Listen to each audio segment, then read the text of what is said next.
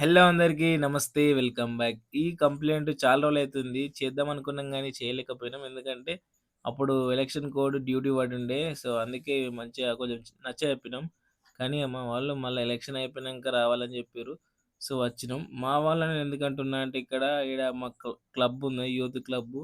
So, అక్కడికి మంచిగా నీట్‌గా వర్క్ చేయడానికి వచ్చేసినాం. ఎందుకంటే ఈడ నిలబడతారు, నైట్ మీటింగ్ పెడతారు, బత్తనాలు కొడతారు. ఇగ కొంచెం ఏమన్నా ముచ్చట్లు పెట్టుకుంటారు కాబట్టి ఇటు దోమలు, బెడద బాగున్నది. ఎందుకంటే ఇక్కడ కొంచెం చెత్త అనేది పడేస్తారు. ఈ చెత్త కొంచెం దూరమని పడేయక ఇసిరేస్తే కొంచెం మూలన పడి దోమలు, భీమలన్నీ తయారయినాయి. ఈ చెట్లు గూడా పెరిగినాయి. ఇదివరకు కొట్టేసినాం. ఇగ అదంతా అయిపోయినంక ఇంకొక దగ్గరికొచ్చేసినాం. మా ఏరియాలో డ్రైనేజు ఇది మొత్తం ఈడ కన్‌స్ట్రక్షన్ అయితున్నాయి. ఇందిరమ్మ ఇల్లు. సో, అవి ఏగబట్టి ఏమైందంటే ఉష్క మొత్తం పోయి ఈడ చిన్న పైప్ కనపడుతుందా?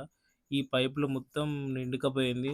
సో, చాలా కష్టం. చాలా సేపు కష్టపడితే ఆ ఉష్క మొత్తం తీయగలిగినాం. తీసినంక మంచిగా బోర్ పైపు అడిగి పెట్టేసి మొత్తం ఏం లేకుండా పైప్ మొత్తం క్లియర్ చేసినాం.